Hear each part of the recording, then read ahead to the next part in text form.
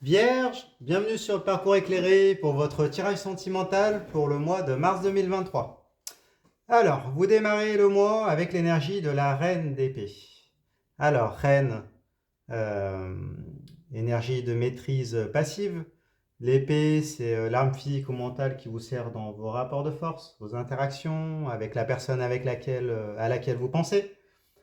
Donc ici, la reine d'épée nous dit que vous êtes une personne plutôt clairvoyante. Vous savez ce que vous voulez, vous êtes de bons conseils, vous êtes à l'aise dans vos interactions, vous savez communiquer. Peut-être que vous avez de la clairaudience aussi, hein. En tout cas, vous savez élaborer des stratégies pour parvenir à vos fins. Bon, alors pourquoi vous mettez en place ces stratégies? On va en savoir plus avec l'énergie de votre autre en face. Alors, cette personne-là a l'énergie du magicien, arcane majeur. L'énergie du magicien nous dit que c'est une personne plutôt, voilà, avec un cœur pur. C'est une personne avec une énergie assez jeune, euh, une personne qui a beaucoup de potentiel. Le magicien possède tous les outils sur son établi du denier, de la coupe, de l'épée, du bâton. Il a le symbole de l'infini, donc il est capable de réaliser tout ce qu'il veut. Il a beaucoup de potentiel pour initier tout type de départ. Donc un départ avec vous, hein. Il en a les capacités. C'est quelqu'un qui est séduisant, qui a une énergie pure, donc qui vous attire. Et donc vous, semble-t-il, avec la reine d'épée, vous voyez tout ce potentiel et puis vous voulez établir une relation avec cette personne-là qui vous attire et avec laquelle vous flirtez, apparemment. Bon, on va en savoir plus. Vous avez le 7 de denier. Alors, 7, énergie d'instabilité. Les deniers, on est dans le registre de la matérialité, donc ici de la matérialisation de la relation, la matérialisation d'un foyer, d'une famille. Donc avec la 7 de denier, il y a l'idée qu'en fait votre relation dépend de facteurs extérieurs. Si vous regardez le détail des illustrations, on voit un personnage qui a planté des deniers et qui est en position d'attente pour savoir s'ils vont mûrir et si la récolte sera bonne. Mais du coup, la récolte dépend de plein de facteurs. À la fois les compétences du personnage, certes, mais il y a aussi la qualité de la terre, la météo, la faune, les insectes. Euh, donc tout ça, ce sont des facteurs extérieurs. Donc vous, si on le contextualise dans votre relation, eh bien peut-être que il y a des personnes extérieures, des facteurs matériels extérieurs, une situation, peut-être un travail, qui peuvent venir influencer le devenir de la relation, hein, ce nouveau départ là, avec le magicien, avec cette personne au cœur pur et séductrice qui est la personne voilà, qui est votre autre ici et qui a tous les outils. Bon, d'accord. Alors, on va en savoir plus. On regarde plus loin. Vous avez la carte du chariot, arcane majeur. Alors, le chariot à l'envers nous dit que vous avez toutes les difficultés, toutes les peines ici du monde à pouvoir faire converger les deux sphinx vers un objectif commun. C'est-à-dire que vous avez des difficultés dans votre stratégie, d'ailleurs, hein, avec la reine d'épée, de pouvoir faire en sorte que cette personne-là, très séductrice, hein, au cœur pur, avec laquelle vous voulez initier un nouveau départ, qui a beaucoup de potentiel, voilà, vous avez des difficultés à faire en sorte d'avoir des objectifs communs et d'aller dans la même direction. Et apparemment, vous êtes dans une relation un peu asymétrique. Vous mettez en place des stratégies, vous êtes clairvoyant ou clairvoyante, et donc du coup, vous vous épuisez avec la carte du chariot à l'envers. On nous dit qu'il y a des obstacles, vous vous sentez peut-être un peu seul, vous avez peut-être besoin de tout contrôler, donc du coup, ça vous fatigue. On vous dit attention au burn-out, si vous voulez que les deux sphinx convergent, vous allez devoir faire beaucoup d'efforts. Euh, attention à ne pas renverser le chariot du coup. Voilà, ça va pas être une mince affaire avec cette personne-là. Bon, on va regarder l'énergie de cette personne justement en face. Elle a la 7 d'épée. Alors, cette énergie d'instabilité, les épées, on est toujours dans vos interactions. Ces interactions avec vous, les rapports de force. Bon, apparemment, avec la 7 d'épée, cette personne-là est instable relationnellement. Donc peut-être il y a un côté un peu naïf, du coup, un peu jeune, un peu naïf, un peu impulsif. Et également, si vous regardez le détail des illustrations, on voit un personnage qui a volé des épées dans le coin adverse et qui part sans regarder devant, hein. Donc voilà, c'est un peu impulsif. Peut-être que cette personne-là s'est éloignée de vous. Du coup, il y a peut-être eu de l'impulsivité, des prises de décision un peu rapides sans réfléchir, un éloignement possible en faveur du coup d'autres relations qui seraient du coup les facteurs externes de la 7 de denier. C'est possible. En plus, elle est à l'envers là, donc cette personne-là semble quand même être naïve, hein. Peut-être qu'elle écoute les conseils d'autres personnes qui sont peut-être défavorables envers vous. C'est possible. Bon, ok. On va en savoir plus, on regarde un peu plus loin. Vous avez la 7 de bâton. Bon, décidément, vous avez tous les 7 pratiquement dans votre tirage. Donc 7 instabilité encore. Les bâtons, on est dans le registre de vos flux énergétiques vitaux, vos désirs, vos motivations, la sexualité. Donc là, on voit ce que ça vous met en... Ça vous trouble, hein. Ça vous met, vous, en instabilité énergétique, du coup, hein. Si vous regardez le détail des illustrations, on a un personnage qui est sur une butte, là, et qui est obligé de lutter pour pouvoir rester debout contre des assaillants qui sont là. Donc ce sont peut-être les épées, là, les relations de votre autre, qui sont apparemment contre vous et qui essayent de vous déstabiliser. Voilà, apparemment vous êtes en proie à des perturbations dans votre corps, vous le ressentez dans votre tête, dans votre corps. Vous n'êtes pas bien, du coup ça vous contrarie, hein. Peut-être que du coup il y a des frictions entre cette personne et vous, au niveau de vos motivations, de vos désirs.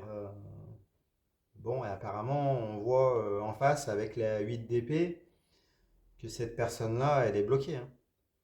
La 8, c'est une énergie d'obstacle. Les épées, on est toujours dans ces interactions avec vous, dans les rapports de force. Donc avec la 8 d'épée, on vous dit que cette personne-là a une forme de dépendance relationnelle aux autres. C'est pour ça d'ailleurs qu'elle peut prendre parti. Elle est influencée, hein, elle est naïve. Donc elle peut prendre parti contre vous, s'éloigner.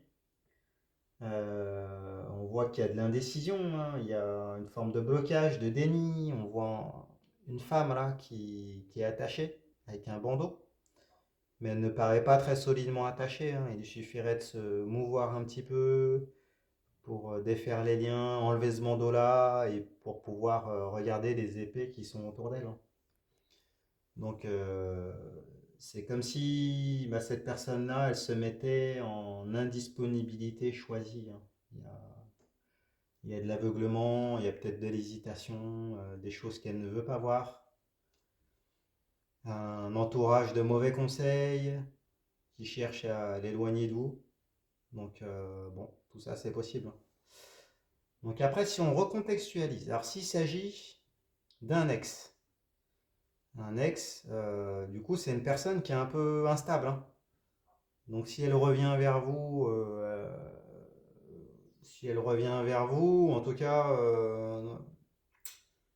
semble-t-il elle est influencée, donc elle a des difficultés à revenir vers vous. Elle a des difficultés à revenir vers vous, elle est mal entourée. Donc du coup, c'est ce qui vous éloigne, hein, de cette personne. Et vous faites tous les efforts avec le chariot pour pouvoir matérialiser la relation, mais du coup, vous épuisez. Vous vous épuisez. Il y a une asymétrie, hein, voilà. Après, vous êtes une personne plutôt contrôlante, apparemment. Plutôt stratège, il y a un peu cette notion d'ego aussi. Vous avez des épées, l'autre a des épées aussi, il y a un peu des rapports de force, il y a d'autres personnes qui entrent dans la danse, des conflits internes et externes avec la 8 de bâton, donc tout ça, ça fait des frictions, voilà. C'est compliqué. C'est compliqué. Vous, apparemment, vous êtes plus mature. La personne en face est plus immature, du coup, plus jeune. Après, s'il s'agit d'une personne avec laquelle vous êtes, vous sentez qu'avec cette personne-là, vous pouvez aller loin. Mais cette personne, même si elle a beaucoup de capacités et qu'elle a peut-être un cœur pur, hein, bah, du coup, elle est influencée. Il y a toute cette question de l'entourage qui est trompeur, et du coup, cette personne-là, elle veut satisfaire tout le monde, et donc, du coup, elle choisit pas. Et vous, ça vous énerve, du coup. Parce que vous savez où vous voulez aller, vous avez des buts dans la vie, vous avez des désirs, vous avez toutes les stratégies pour y parvenir, et donc, du coup, ben, voilà, vous vous trouvez ici en train de lutter avec ces personnes-là, hein, qui essayent de vous déstabiliser, et donc, ça vous impacte. Bon. Après, si c'est une personne que vous convoitez, ben, on voit que cette personne-là, ben, elle n'est pas bien conseillée. Ou alors, elle a déjà un entourage, mais du coup, qui n'est pas en votre faveur. Donc, vous mettez des stratégies en place, mais bon, il y a des frictions un peu avec, peut-être avec cet entourage-là de votre autre. Et, et vous devez faire beaucoup d'efforts. Enfin, vous allez devoir faire beaucoup d'efforts pour pouvoir avoir cette personne-là. Bon, on va en savoir plus. On regarde plus loin, vous avez la 6 de coupe. 6, énergie de quête, conquête, reconquête, renouveau. Avec les coupes, on est dans les réceptacles des émotions, l'amour et les sentiments. Donc avec la 6 de coupe, on nous dit que vous allez faire des efforts, faire des propositions d'engagement sentimental. Vous allez séduire, vous allez peut-être faire des cadeaux, vous allez proposer un essor, un nouvel essor. En tout cas, vous êtes en demande, apparemment, hein, avec cette carte-là. Euh, bon, et en face, par rapport à ça, la personne à laquelle vous pensez a l'impératrice. Retournez. Arcane majeur. Alors, avec l'impératrice retournée, on vous dit que la personne à laquelle vous pensez n'est pas encore capable de pouvoir conceptualiser, penser, bâtir l'architecture de votre relation. Ses idées sont un peu brouillons, il a besoin ouais, il a des difficultés à initier, même s'il a tout le potentiel avec la carte du magicien. L'entourage, les mauvais conseils autour font qu'il a du mal à prendre des décisions, ses idées sont un peu brouillons, et du coup, il n'arrive pas à faire des projets, hein, avec vous et à bâtir l'architecture de la relation, malgré l'amour que vous lui témoignez. Bon, on va regarder plus loin. La carte de synthèse, vous avez la lune à l'envers. Alors, la lune nous dit que, à l'envers ici, hein, elle nous parle d'une période de gestation, hein, peut-être une période de pause, c'est possible. En tout cas, une période pendant laquelle peut-être qu'il va y avoir de la latence. Il va falloir que les idées fassent leur petit bonhomme de chemin. Apparemment, cette personne-là n'est pas prête.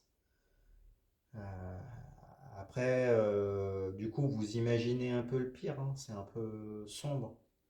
Il y a de l'obscurité.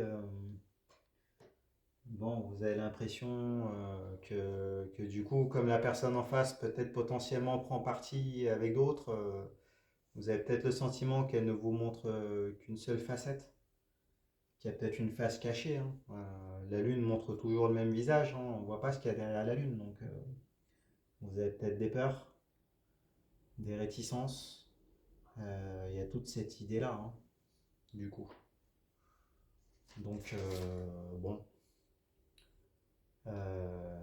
Cette personne-là semble être dans le déni, hein, et donc du coup elle est instable. Et vous, ça vous déstabilise. Bon. Alors, si on regarde les conseils qu'on peut vous donner. Alors, les cartes à l'envers que vous avez. Alors, avec la carte du chariot à l'envers, on vous dit qu'il y a des obstacles, de toute façon, qui semblent être l'entourage. L'entourage relationnel ou matériel, en tout cas, il y a quelque chose qui freine. On vous dit que vous allez devoir faire beaucoup d'efforts si vous voulez faire converger vos objectifs. Attention au burn-out, du coup, si vous allez dans cette voie. Après, voilà, les obstacles sont là, ça peut mettre en péril la relation de toute façon. Donc là, ça peut être la deuxième voie. Peut-être que vous allez choisir de ne pas dépenser votre énergie et donc du coup de laisser tomber. Mais apparemment, voilà, vous n'êtes pas prêt. Vous n'êtes pas quelqu'un qui laisse tomber, vous êtes clairvoyante, clairvoyant. Donc vous êtes capable d'aimer, vous avez l'esprit à la lutte, vous êtes capable d'affronter tout le monde. Donc bon, on vous dit quand même attention au burn-out, hein, à la fin. Attention. Après, si la personne en face a une certaine immaturité, bon, elle est influençable, un peu naïve, du coup, il va falloir du temps, hein, pour que cette personne-là prenne en maturité. Voilà. Donc après, est-ce qu'elle gagnera en maturité si vous persistez? C'est la question. Après, pour qu'il y ait des prises de conscience, bon, c'est soit cette personne-là doit passer par des épreuves de vie, soit il y aura peut-être un ménage à faire dans ses relations. C'est possible, pour qu'elle ait après les idées moins brouillons pour pouvoir concevoir des projets avec vous et pour matérialiser la relation. Et donc un foyer. Hein. La carte de la lune, c'est la carte du foyer. Donc là, à l'envers, il y a un frein. Bon, un frein à cause de tout ce dont on vient de parler. Il y a ça aussi, il y a peut-être un sentiment de... Voilà, peut-être que cette personne-là, elle a l'impression d'être prisonnière un peu avec vous. Et donc du coup, elle se laisse influencer par l'entourage et elle va peut-être vers d'autres relations, d'autres passions. Euh, bon, c'est possible aussi. Hein. Après, si elle est capable de se détacher de tout ça et d'élaborer quelque chose avec vous, après, du coup, la carte de la lune reviendrait à l'endroit. Donc là, il y aurait un foyer qui pourrait être bâti. Bon, apparemment, les obstacles sont son immaturité et son entourage relationnel. Bon. Eh bien écoutez, j'espère que ce tirage vous a plu. Si c'est le cas, mettez-moi un pouce, partagez vos expériences dans les commentaires, abonnez-vous. Allez voir votre signe ascendant, votre signe lunaire pour avoir des compléments d'information.